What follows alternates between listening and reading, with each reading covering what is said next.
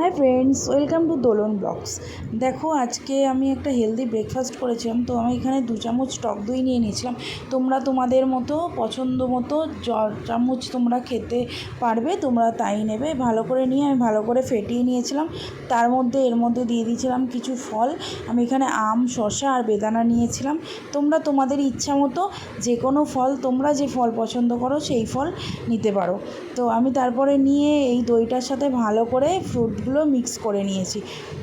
এবার মিক্স করে নেওয়ার পর এর মধ্যে আমি একটু মধু দিয়ে দেবো। আমি অল্প করেই মধু দিয়েছিলাম। তোমরা যদি মনে করো যে তোমাদের একটু বেশি মধু লাগবে, তো তোমরা একটু বেশি মধু দিতে পারো, কোনো অসুবিধা নেই। চিনির বদলে মধু খাওয়া খুবই ভালো। তো এরপর আমি মধু দিয়ে দিয়েছিলাম, আমি পরিমাণ অনুযায়ী মধু দিয়ে দিয়েছিলাম অল্প করে। তো মধুটা দিয়ে তারপরে আমি এর মধ্যে দিয়ে দিয়েছিলাম হচ্ছে চিয়া সিড। তো চিয়া সিডটা আমি সকালে খাই বলে ওই জন্য চিয়া সিড আমি দিয়েছিলাম এতে। এবার তোমরা যদি মনে করো যে চিয়া সিডটা স্কিপ করবে, তোমরা শুধু ফ্রুট স্যালাডও এরকমভাবে খেতে পারো সকালে।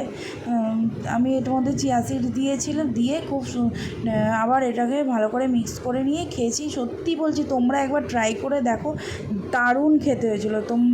তোমাদেরও কিন্তু ব্রেকফাস্টগুলো দেখাও, তোমরা কে কী ব্রেকফাস্ট করেছো। টাটা বন্ধুরা, খুব ভালো থেকো, সুস্থ থেকো, বাই।